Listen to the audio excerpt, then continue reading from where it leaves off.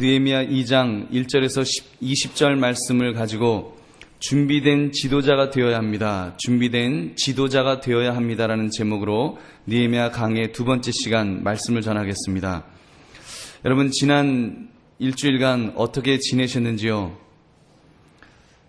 좋은 일이 많으신 분도 있으실 것이고 아니면 아프시거나 또는 우환되는 일들이 일어나지는 않으셨는지요? 오늘도 주님의 은혜를 사모하며 이렇게 예배의 자리에 오신 여러분들에게 하나님의 풍성한 복과 은혜가 임하실 줄 믿습니다. 저와 교육자들은 지난 주 초에 당회원 교역자 MT를 가서 많은 사랑을 받고 돌아왔습니다. 좋은 것만 보고 좋은 것만 생각하다가 돌아왔습니다. 칼럼에도 잠깐 언급을 했지만 사랑을 많이 받고 보니까 우리 교육자들 얼굴 색깔이 많이 좋아진 것 같습니다. 장님들 이하 모든 성도님들께서 저와 교육자들을 또 사랑으로 기도해 주시고 격려해 주시고 응원해 주심에 다시 한번 감사를 여러분 드립니다. 감사합니다. 여러분 옆에 분에게 한번 인사하겠습니다. 좋은 것만 보고 좋은 것만 생각합시다. 이렇게 한번 인사하겠습니다. 좋은 것만 보고 좋은 것만 생각합시다. 예.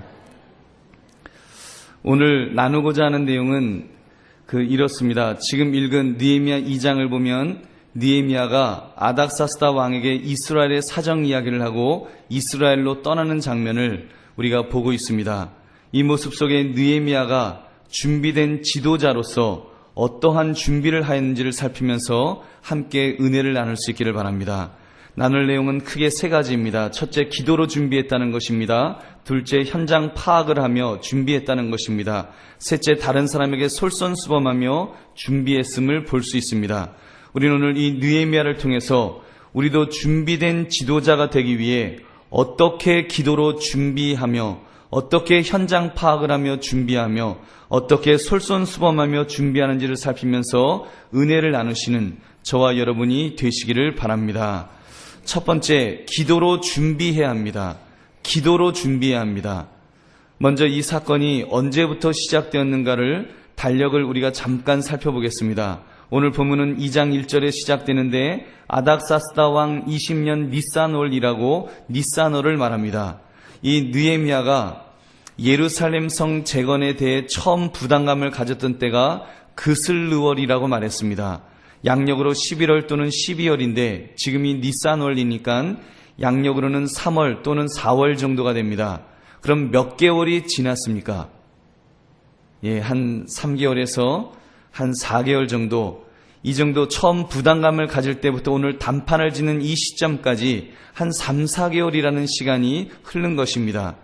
여러분, 우리는 지난주 1장 11절에서 느헤미야가 이 사람들 앞에서 은혜를 입게 하옵소서라고 말한 것으로 보아서 그가 이미 그때 사명만수를 하겠다고 하는 결심을 하였다는 것을 우리는 알 수 있습니다. 그 후 느헤미야는 계속해서 거의 4개월이라는 기간을 기도하면서 철저하게 준비하고 있었습니다. 그가 왕과 나누었던 대화 내용을 보면 그가 얼마나 철저하게 준비했는지를 우리는 알 수 있습니다. 본문 6절을 보니까 그가 왕과 대화를 나눈 것이 왕후가 왕의 곁에 앉아있을 때였음을 알 수 있습니다. 여러분, 당시 왕후가 왕과 공식 석상에서 동석하는 경우는 드물었습니다. 보통 왕후하고 함께 있었던 때는 한가하게 사적인 자리에 술잔을 서로 나누면서 이렇게 한가한 시간을 보낼 때 그런 때였습니다. 바로 그때 지금 느헤미야는 왕의 앞에 서 있는 것입니다. 1절을 보니까 이전에는 내가 왕의 앞에서 수색이 없었는데 지금 그가 왕 앞에 갈 때는 수심이 가득 차 있었다라고 성경은 말씀합니다. 여러분, 왕이 물어봅니다. 너가 병이 드는 것도 아닌데 왜 얼굴에 수색이 가득하냐 하면서 이렇게 질문했습니다. 그 정도 심각한 표정을 이 느헤미야가 짓고 있었던 것입니다. 만약 그의 수심에 찬 표정이 의도적이라고 할 때 그것은 느헤미야로서는 생명을 건 모험이었음에 틀림없습니다. 지금 그는 자기의 직위와 목숨을 담보로 건 승부수를 던진 것입니다. 술 맡은 간원장으로서 그는 왕 앞에서 늘 밝은 표정을 지어야 하는 사람입니다. 왜 그렇습니까? 첫째로 그것이 왕을 모시는 자의 기본적인 예의입니다. 만약 비서가 사장님 앞에 있으면서 얼굴을 찡그리고 막 인상을 쓰고 있다면 그 사람은 제대로 된 직원이 아닐 것입니다. 비록 개인적으로 힘들고 슬픈 일을 당했다고 할지라도 사장님을 만날 때는 밝은 표정으로 가는 것이 마땅히 지켜야 할 도리인 것입니다. 그러므로 여러분 직장 다니시는 분들이 계시면 여러분 출근하실 때 표정 관리를 잘 하시기 바랍니다. 사장님이나 또는 직장 상사에게 여러분 좋은 표정을 짓는 것, 이것이 프로인 줄 믿습니다. 두 번째는 그가 어두운 얼굴로 있었다는 것은 사실 영모를 꾸민다고 하는 누명을 사는 일이었습니다. 술 맡은 간원장이 얼굴색이 변해 있는 것은 영모를 꾸며서 거기에 술에 무슨 독을 타거나 이랬기 때문에 자기가 숨기고 싶어도 제대로 숨기지 못하는 그런 그 표정인 것입니다. 그래서 충분히 그렇게 오해를 살 수 있어서 오늘 2절에도 보니까 느헤미야가 그 말을 듣고 크게 두려워하였다라는 그 표현을 하는 것으로 보아서 그런 가능성이 상당히 높은 것입니다. 그런 위험을 무릅쓰고도 지금 느헤미야는 왕에게 자기의 이야기를 시작합니다. 지금 그 왕에게 전해야 될 일이 있기 때문에 그 말을 전한 것입니다. 그가 얼마나 준비하면서 그 말을 전했는지 우리는 본문을 통해 알 수 있습니다. 자기의 조상들이 살았던 성읍이 황무하고 성문이 불탔다는 그런 대답을 했습니다.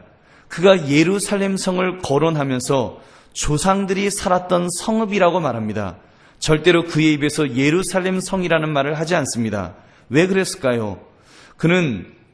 왜 그는 예루살렘이라는 지명을 의도적으로 입 밖에 내지 않았을까요? 그 이유는 아닥사스다 왕 자신이 13년 전에 예루살렘 재건을 중단시킨 장본인이기 때문입니다. 에스라가 주전 458년 아닥사스다 왕 7년에 예루살렘에 도착하여 성전 재건을 서두르며 성을 수축하려고 했습니다. 그때 사마리아 사람들이 방해를 하면서 왕에게 성을 재건하는 것은 반역을 꾀하기 위한 것이라는 내용의 투서를 보내었습니다. 그 일로 아닥사스다 왕이 중단시킨 적이 있었습니다. 느헤미야는 지금 그 사건을 회상하면서 아니면 그 조사에 두었기 때문에 예루살렘이라고 하는 이 지명을 의도적으로 피했음에 틀림없습니다. 근데 바로 그 당사자에게 지금 이 성을 재건하게 해달라고 부탁하는 것입니다. 얼마나 대단한 믿음이며 얼마나 그 담대함을 우리가 알 수 있습니까? 역시 느헤미야는 왕이 무엇을 원하냐는 질문이 던져졌을 때 준비된 대답들을 쫙 늘어놓습니다. 자기를 유다 땅 조상들의 무덤 있는 성읍으로 보내달라고 합니다. 얼마를 있을 것이냐는 질문에 분명한 기한을 대답했습니다. 기한을 대답할 수 있었다는 것은 그가 기도하며 그 공사 기간을 적어도 어림짐작이나마 계산해 보았음에 틀림없습니다. 그뿐 아니라 성재건을 위해 필요한 그 목재 제공자가 누구인지에 대해서 이미 조사를 마쳤습니다. 그래서 왕의 삼림감독 아삽을 거론하면서 그에게 나무를 제공해 줄 것을 부탁한 것입니다. 또한 자기가 예루살렘으로 가는 동안에 반대할 사람들이 많을 것이기 때문에 그가 무사히 통과할 수 있는 허가 편지를 좀 써달라는 그런 부탁도 그는 잊지 않았습니다. 얼마나 철저한 준비입니까? 이러한 준비들이 여러분 어디에서 나왔다고 생각하십니까?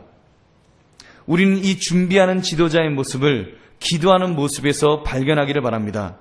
그는 왕의 그 질문을 들으면서도 그는 잠깐 동안 하나님에게 묵상했다 그랬습니다. 묵도했다 그랬습니다. 하나님, 여태까지 기도했던 내용 아시지요? 하나님, 제가 이제 말할 텐데 들어주실 줄 믿습니다. 이 마음으로 그는 말한 것입니다. 정신의학자의 저술가인 존 화이트라는 분이 탁월한 지도자라는 책에서 느헤미야의 기도 시간을 이렇게 한번 상상해 보았습니다. 느헤미야가 하나님, 제가 예루살렘 성을 재건하기로 가기는 갈 텐데 주변 나라에서 보통 방해를 하는 것이 아닐 텐데요. 하나님이 대답하십니다. 아닥사스다 왕에게 지방 총독들에게 너의 안전 통행을 보장해 줄 수 있는 조서를 써서 너에게 주면 간단하지 않겠니? 느헤미야가 또 묻습니다. 성벽 짓는 것은요, 목재들이 보통 많이 드는 것이 아닐 텐데요. 하나님 말씀하십니다. 왕의 삼림을 지키는 자에게 보내는 조서 한 통이면 되지 않겠니? 느헤미야가 또 묻습니다. 하나님, 근데 왕이 그런 조서를 써줄까요? 하나님 말씀하십니다. 그의 마음은 내 손 안에 있느니라. 내가 그의 마음을 원하는 방향으로 돌려놓으리라. 여러분, 이런 기도가 적어도 이 느헤미야가 3개월, 4개월 동안 기도하면서 이런 기도가 있었다는 것입니다. 여러분, 무엇을 알 수 있습니까? 우리가 기도를 할 때 제일 가는 목표는 큰 능력을 받는 일이 아니라 하나님께서 원하시는 바를 발견하는 것인 줄로 믿습니다. 여러분, 어떻게 기도하십니까? 하나님, 능력을 주옵소서. 우리가 그런 기도에 앞서서 하나님의 뜻이 무엇입니까? 하나님이 나에게 이야기하기를 원하시는 하나님의 뜻이 무엇인지 우리가 발견할 수 있는 저와 여러분 되시기를 주님의 이름으로 축원합니다. 느헤미야를 보시기 바랍니다. 그가 왕의 질문에 일사천리로 대답할 수 있도록 그가 기도로 잘 준비했기 때문에, 미리 사전에 잘 준비했기 때문에 그는 잘 대답을 했습니다. 잘 대답한 것으로 끝난 것이 아니라 그가 대답할 때마다 그 왕은 다 알았어, 그렇게 해줄게, 그렇게 해줄게 하면서, 여러분, 그가 이렇게 모든 것이 순조롭게 진행될 수 있도록 모든 것이 준비되어 있었다는 것입니다. 여러분, 우리가 기도하면서 이렇게 기도할 수 있다면 얼마나 좋겠습니까? 우리의 기도의 폭을 더 넓혀서 하나님의 뜻을 분별하면서 우리가 기도할 수 있기를 바랍니다. 여러분, 저도 그 기도할 때 그 노트를 펴놓고 하는 습관이 있습니다. 또는 전에는 디지털 녹음기를 옆에 두고 기도할 때도 있었습니다. 저는 주로 목회 인사이트를 얻을 때나 아니면 설교 초안을 얻고 싶을 때 이 방법을 많이 사용합니다. 기도 중에 하나님께서 제게 맑은 영을 허락하시면서 생각나도록 하시는 것들이 있습니다. 기도하면서 하나님께서 생각나는 것이 있으면 저는 노트를 펴놓고 바로바로 뭘 적습니다. 그래서 정신없이 받아 적을 때가 있습니다.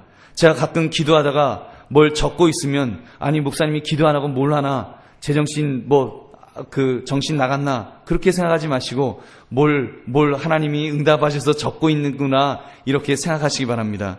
여러분, 그런 인사이트는 그 시간이 지나고 나면 새까맣게 잊어버릴 수 있기 때문에 여러분, 오래전부터 이렇게 메모를 하면서 그렇게 기도하는 것입니다.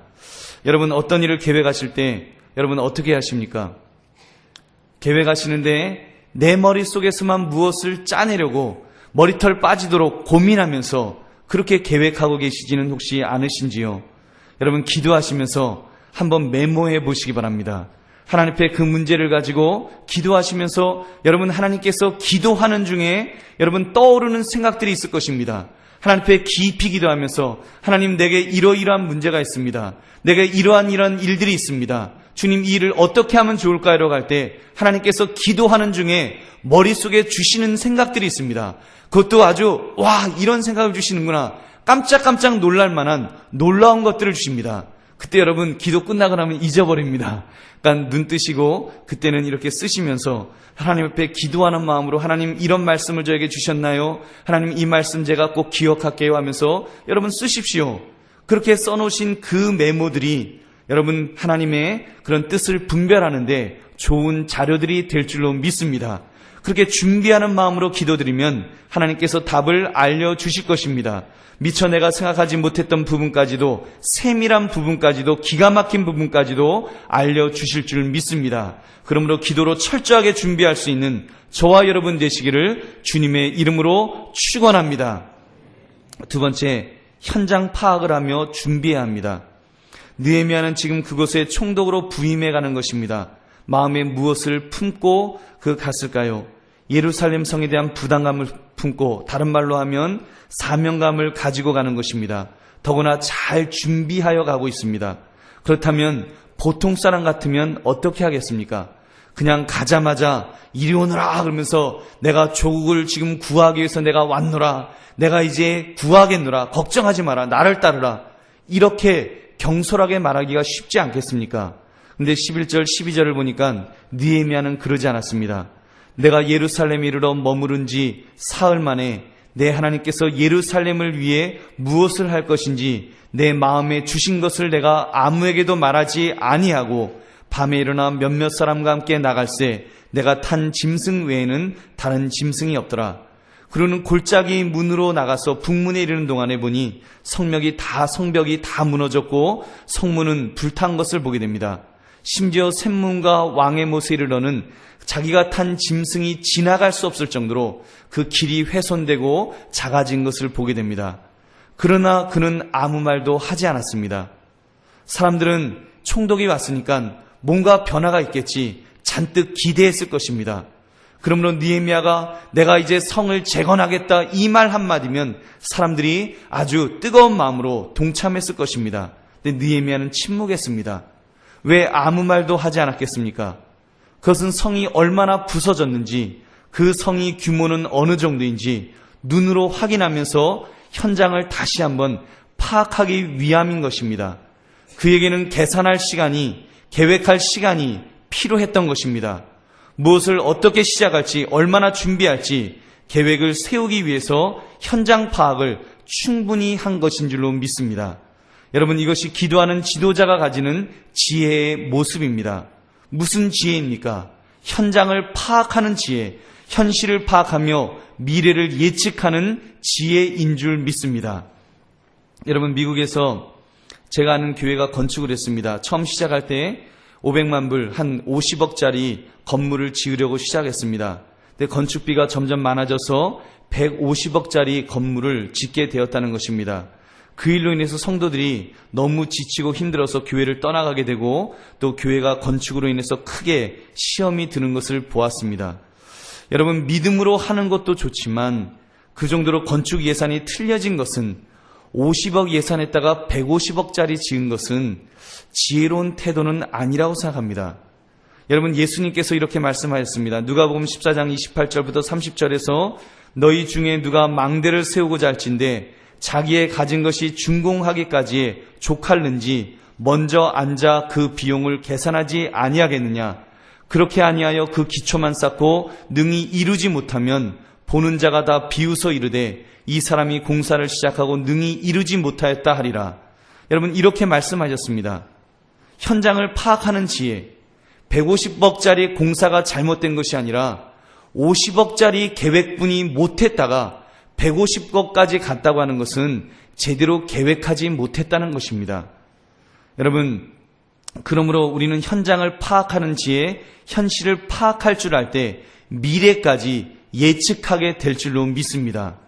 여러분, 이 이야기를 단기 선교와 조금 연관을 지어서 생각해 보기를 원합니다. 단기 선교에 대해서 부정적인 생각을 갖고 있는 분들도 간혹 계실 것입니다. 단기 선교는 그 나름대로 큰 의미가 있습니다. 첫째는 보내는 선교사인 우리들이 현장을 알기 위해서 선교지를 방문해 볼 때 여러분, 그곳의 아이들과 눈이 마주칠 때 우리의 사명이 더 뜨거워질 줄로 믿습니다. 정말 어려운 아이들의 그 형편을 보면 그 아이들, 냄새나는 아이들, 그 때 묻은 아이들, 그 꾸정물을 마시는 그 아이들을 보면, 그 사람들을 보면 우리의 마음이 더 불타게 될 줄로 믿습니다. 또 한 가지는 예비 선교사들에게 큰 경험이 되기 때문입니다. 그곳이 어떤 곳인지, 그리고 본인이 어떤 체질인지, 과연 본인이 그곳에서 잘 적응할 수 있을지, 그리고 어떻게 해야 될지를 미리 예측할 수 있다는 점에서 경험의 장이 되리라고 믿습니다. 하나의 예지만 만약 어떤 선교사님이 이렇게 한번 결심했다고 해보십시오. 나는 방송 선교를 해야 되겠다. 나는 그 아프리카에 가서 그곳에 큰 텔레비전 방송국을 세워서 거기서 복음을 잘 전하는 그런 선교 사역을 해야 되겠다고 생각하고 비싼 장비들을 준비해서 이제 가서 그곳에 방송국을 크게 세웠다고 해보십시오. 방송국을 크게 세우고 방송을 이제 시작했는데 현장에 가보니까 아니, 아프리카 사람들이 빨가벗고 다니는 것입니다.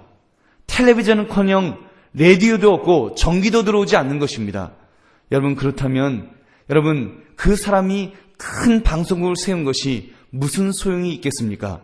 현장을 제대로 파악하지 못했기 때문에 생긴 그런 실수일 것입니다. 여러분이 무슨 일을 하실 때도 마찬가지입니다. 꼭 미리 현장과 현실을 파악하고 내게 주어져 있는 것을 파악하며 미래를 예측해 나가는 신중함이 있어야 할 줄로 믿습니다. 그 한 예로 좀 다른 이야기지만 저는 부임한 이후에 그 미국 신학교에서 훈련받은 대로 이렇게 우리 한강교회 예배 출석 숫자를 기록하라고 이렇게 지시를 했습니다. 그까짓 건 눈으로 대충 봐도 이번 주 많이 나왔는지 지난주 적게 나왔는지 한눈에 알 수 있는데 그건 못하러 셉니까? 그럴 수 있습니다. 그러나 여러분, 그렇지 않습니다. 그 십수년에 이제 데이터가 쌓이면 앞으로 우리 교회가 정책을 결정하거나 나아갈 성장 방향과 성장 속도를 예측하는데 아주 훌륭한 자료가 될 것입니다. 여러분, 세상 사람들도 그런 것들을 이렇게 준비하는데, 국가도 그런 것들을 통계청이 있어서 하나하나 준비하는데, 여러분, 우리 예수 믿는 사람들, 우리가 교회를 우리가 이끌어가면서 교회 현장을 지혜롭게 파악하기 위해서 그런 것들을 미리미리 준비해야 할 줄로 생각합니다. 저는 비록 저를 비롯한 한강교회 지도자들이 이렇게 미래를 예측하는 지혜가 있는 사람이냐 아니냐는 우리 교회의 미래를 결정하는데 엄청난 그 차이가 생길 것입니다. 그러므로 지도자는 반드시 현장을 파악하며 앞을 내다볼 수 있어야 할 줄로 믿습니다. 사랑하는 성도님들, 한강교회의 머리가 누구십니까? 누구십니까? 예수 그리스도이십니다. 예수님이 우리 교회의 머리십니다. 그런데 그리고 한강교회의 대표는 누구입니까? 차은일 목사입니다. 하나님께서 저를 한강교회 담임 목사로 교회 대표로 세우셨습니다. 그러므로 담임 목사를 중심으로 모두가 한마음이 되어야 합니다. 그러나 저만 지도자는 아닙니다. 여러분, 장로님들은 평신들을 대표하는 한강교회 지도자들입니다. 회장, 부회장, 임원들은 그 기관의 지도자들입니다. 그리고 각 교사들은 주일학교의 학생들의 영적 지도자들입니다. 구역장님들은, 조장님들은 또 구역의 지도자들입니다. 그런 면에서 많은 분들이 한강교회의 지도자들입니다. 그리고 또 앞으로 지도자들이 될 것입니다. 그러므로 교회에 대한 관심을 더 가집시다. 여러분, 앞으로 우리 장로님들이 주일학교 예배에도 가끔 방문하실 것입니다. 간섭한다고 생각하지 마시고 관심을 가져준다는 마음으로 열렬히 환영해 주시기를 부탁드립니다. 장로님들뿐만 아니라 모든 성도님들은 더 교회에 관심을 가지십시오. 구석구석을 돌아보시고 살피시기를 주님의 이름으로 부탁드립니다. 그러면서 미래에 대한 준비도 해야 합니다. 앞으로 5년 후, 10년 후 내다볼 수 있어야 됩니다. 그러면서 저와 여러분은 안목을 갖춘 지도자들이 되시기를 바랍니다. 여러분, 한강교회는 어떤 교회입니까? 만약 한강교회가 지금이 좋은 교회라면 여러분 어떨 것 같습니까? 지금이 좋은 교회, 제가 말을 조금 바꿔보겠습니다. 지금만 좋은 교회라면 어떻게 되겠습니까? 지금만 좋은 교회라면, 사랑하는 성도님들, 우리 한강교회는 지금도 좋은 교회이지만 앞으로 5년 후에는 더 좋은 교회가 되도록 준비하는 교회가 됩시다. 여러분, 10년 후에는 더 좋은 교회가 되도록 미래를 준비하는 안목을 가져야 합니다. 앞으로 20년 후에 한강교회의 모습, 30년 후, 50년 후의 모습을 그릴 수 있는 안목이 있어야 할 줄로 믿습니다. 이 지역이 개발된다는 이야기로 술렁거립니다. 벌써 6년, 7년 전부터 그런 이야기가 있었는데 지금도 이야기만 무성합니다. 그러다 보니까 앞으로 개발되려면 문제가 많다는 생각에 먼 이야기로만 생각합니다. 그러다 보니까 개발 이야기를 하면 일축해버리는 경향이 있습니다. 그럼에도 불구하고 여러분, 우리는 준비해야 합니다. 이 준비라는 것이 특별한 것이 아닙니다. 우리의 생각, 우리의 관심사, 우리의 전략을 기도하며 준비하는 것입니다. 적어도 3가지는 준비하고 있어야 됩니다. 첫째, 지금부터 주일학교의 부흥을 위해서 전력 투구해야 될 것입니다. 주일학교 부흥해야 합니다. 청년부가 서 있지 못하면 5년, 10년 후에 우리 교회는 30대, 40대가 없는 허리가 잘린 교회가 될 것입니다. 중고등부가 서 있지 못하면 5년, 6년 후 청년부가 큰 타격을 입을 것입니다.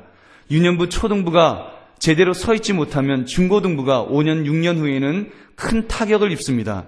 그러면서 우리 주일학교가 부흥되기를 위해서 기도해 주시고 전력 질주할 수 있는 저와 여러분 되시기를 바랍니다. 두 번째, 우리 교회가 또 우리 각자가 좋은 조건으로 이 지역에 재정착할 수 있게 해달라고 기도해야 합니다. 여러분, 교회가 좋은 위치에 자리 잡을 수 있도록, 그래서 이곳이 좋은 곳이면 이곳을 위해서 기도해 주시고 또 다른 곳이면 다른 곳을 위해서 각자 기도하시기 바랍니다. 보상 문제도 최적의 조건으로 받을 수 있도록 여러분 기도해야 됩니다. 그래서 우리가 교회를 지을 때 정말 큰 어려움 없이 지을 수 있도록 그런 복을 달라고 우리가 미리미리 기도하며 우리의 기도가 쌓여야 할 줄로 믿습니다. 또 이곳에 사시는 또 세입자들은 참으로 임대 아파트를 달라고 우리가 기도합시다. 집이 있으신 분들은 좋은 조건으로 개발이 되어서 재정착이 가능하게 해달라고 기도해야 합니다. 또 멀리 사시는 분들은 물질의 복을 주셔서 이곳에 일반 분양을 받을 수 있게 해달라고 지금부터 꿈을 크게 가지시고 우리가 기도하면 얼마나 좋겠습니까? 여러분, 다른 기도, 복 달라고 기도하지 마시고, 잘 살게 해달라고, 그러니까 돈 많이 벌게 해달라고 기도하지 마시고, 그저 한강교회 가까이, 교회 가까이 살게 해달라고 기도하시기 바랍니다. 여러분, 교회 가까이 살게 해달라고 기도하시면 하나님께서 물질의 복을 부어 주실 줄로 믿습니다. 그래서 우리 교회 주변에 많은 성들이 살 수 있도록 우리가 미리미리 기도하면서 준비해야 할 줄로 믿습니다. 세 번째, 한남 뉴타운이 대한민국 최고 명품 도시 환경으로 바뀐다고들 말합니다. 그 환경을 압도할 수 있는 영적 능력을 달라고 우리가 교회를 위해서 기도해야 됩니다. 여러분, 먼저 교회 대표인 목사가 참으로 그런 영적 능력을 달라고 여러분 기도해 주시기 바랍니다. 계속해서 기도해 주셔서 제가 능력을 받아 은혜가 넘치는 말씀을 선포하고 기도의 능력을 받아 영권이 충만할 때 교회가 건강하게 부흥하게 될 줄로 믿습니다. 또한 성도들 각자가 더 영적으로 훈련을 받아서 준비된 자로서 또 우리가 새 가족을 잘 맞이하고 잘 정착할 수 있도록 우리가 먼저 준비될 때에, 여러분 준비되어질 때에 하나님께서 우리 교회에 부흥을 주실 줄로 믿습니다. 그 부흥 속에 우리 각자가 영적으로 성장하는, 영적으로 큰 복을 받아 누리는 그런 은혜가 임할 줄로 믿습니다. 여러분, 얼마나 귀한 기회입니까? 우리의 살아생전에 여러분 교회를 지을 수 있다고 하는 것이, 여러분 그런 것이 눈에 보인다는 것이 얼마나 소중한 것입니까? 얼마나 기대되는 것입니까? 여러분, 그런 면에서 우리가 기도로 준비해 나갈 수 있는 저와 여러분 되시기를 주님의 이름으로 축원합니다. 마지막으로 다른 사람에게 솔선하며 준비해야 합니다. 이제 기도로서 능력을 받고 준비를 한 사람이 현장 파악까지 모두 되었습니다. 근데 그 지도자가 그 현장의 사람들과 동참할 마음이 전혀 없다고 생각한다면 어떻게 되겠습니까? 당신들은 당신이다, 나는 나다라고 생각한다고 한번 해보십시오. 느헤미야의 반응을 상상해 봅니다. 만약 느헤미야가 말하기를 여러분은 공경에 처해 있습니다. 성은 다 무너졌습니다. 이대로 살면 아주 어떻게 하겠습니까? 너무 불쌍하지 않습니까? 당신들은 안 됐습니다. 만약에 그가 그렇게 말했다면 나는 임기를 마치면 나는 떠날 것입니다. 그가 그렇게 말했다면 아무것도 안 될 것입니다. 그런데 느헤미야는 어떻게 말합니까? 17절을 보니까 우리가 당한 공경은 너희도 보고 있는 바라. 우리의 당한 공경이라고 그는 분명하게 말하고 있습니다. 그는 지금 바벨론의 총독이었지만 너희는 큰일 났다라고 말하지 않습니다. 너희는이라고 말하지 않습니다. 그는 우리라고 말하면서 자신의 소속을 분명히 밝히고 있습니다. 그는 계속해서 말합니다. 자, 예루살렘 성을 중건하여 다시 수치를 당하지 말자. 우리가 다시는 그런 수치를 당하지 말자라고 그는 말하고 있습니다. 그렇게 나와 당신들이 모두 한 배를 탔습니다라는 동지의식을 가질 때 여러분, 하나님께서 큰 역사를 이루어 주신 줄로 믿습니다. 여러분, 교회도 마찬가지입니다. 우리 교회라는 의식이 있는 성도들이 많은 교회, 그런 교회가 소망이 있는 줄로 믿습니다. 미국에 있을 때 이런 이야기를 들었습니다. 어느 목사님이 자기 교회 주일학교가 너무 약하니까 자기의 자녀들을 교육 시스템이 잘 갖추어진 미국 교회에 보내었다는 것입니다. 여러분, 그러니 그 교회 성도님들이 누가 주일학교에 애착을 가지고 봉사를 했겠습니까? 결국 그 교회는 주일학교가 점점 약해졌다는 그런 이야기를 들었습니다. 제가 섬겼던 교회도 처음에는 참 열악한 환경이었습니다. 주일학교라고 해봤자 몇 사람 아이들이 몇 명 안 되는 그런 열악한 그런 처지였습니다. 그렇지만 저희 아이들을 미국 교회로 보내지는 않았습니다. 배수진을 치듯이 하나님이 부흥시켜 주시지 않으면 우리 아이들 영적으로 훈련받을 수 없습니다. 하나님 앞에 기도하면서 최선을 다했습니다. 여러분, 어떻게 되었겠습니까? 자랑이니까 말씀드리는 것입니다. 떠나올 무렵에는 그 지역에서 그래도 주일학교가 제일 튼튼한 교회라고 자부할 수 있는 그런 교회가 되었습니다. 그래서 심지어 중고등부 수련회 하는데 저 멀리 2시간, 3시간 떨어진 교회에서 그 아이들을 보낼 정도로 위탁 교육을 받을 정도로 강력한 주일학교로 부흥시켜 주신 줄로 믿습니다. 여러분은 어떻습니까? 한강교회가 우리 교회다, 내 교회다 라는 의식이 있으십니까? 아니, 원래 이런 분들 아닌데 왜 아멘이 적어요? 여러분, 그런 의식이 있으십니까? 아멘. 여러분, 저는 젊은 부부들을 볼 때마다 사실 좀 미안한 마음이 있습니다. 특히 멀리에서 오시는 분들을 보면 오시느라 얼마나 힘드실까. 전라도 말로 하면 참 마음이 짠합니다. 참 마음이 짠합니다. 오시는 중간에 그 좋은 교회들, 아주 교육 시스템이 잘 갖춘 교회들, 대형 교회들이 많이 지나치셨을 텐데 이곳까지 올라오시느라 얼마나 수고가 많으십니까? 여러분 잘 오셨습니다. 이곳까지 올라오신 우리 모든 성도님들 잘 오셨습니다. 우리 한번 자축의 박수 한번 하겠습니다.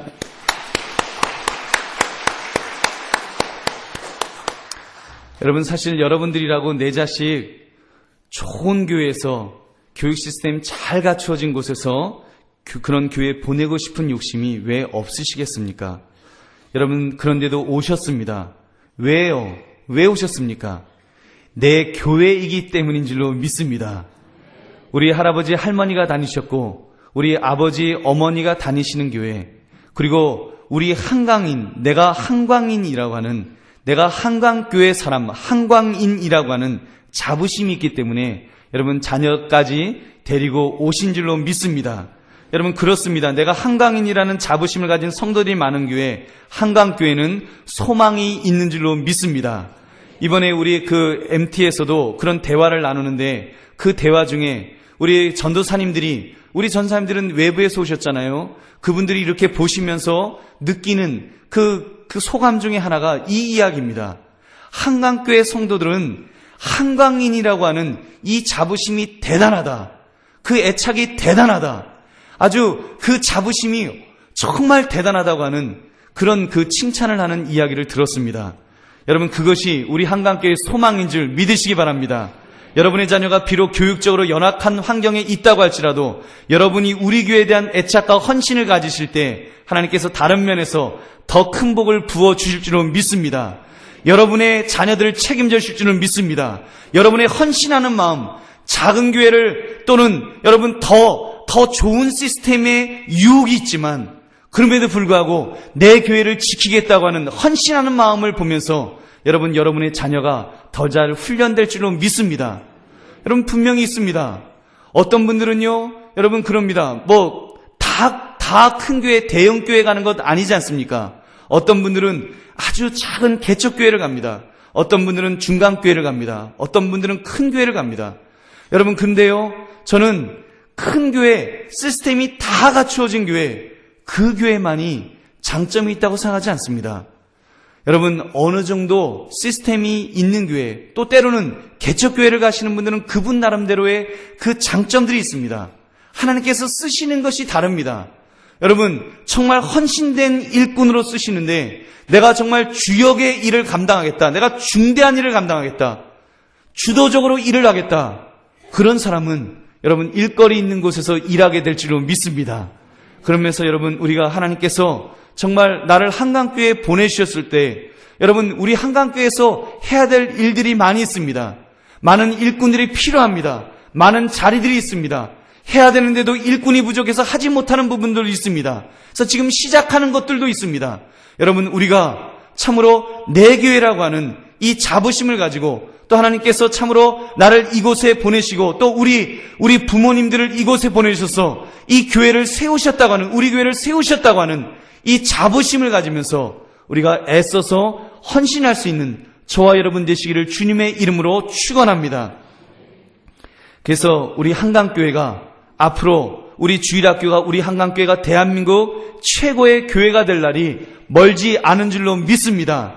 특별히 한광인이 대한민국 최고의 성도다라는 말을 듣게 될 날이 속히 올 줄로 믿습니다. 말씀을 맺습니다. 그런 좋은 교회 만들기 위해 우리 각자가 준비된 지도자들이 됩시다. 또 우리가 이제 앞으로 그런 준비된 지도자들이 되어야 될 것입니다.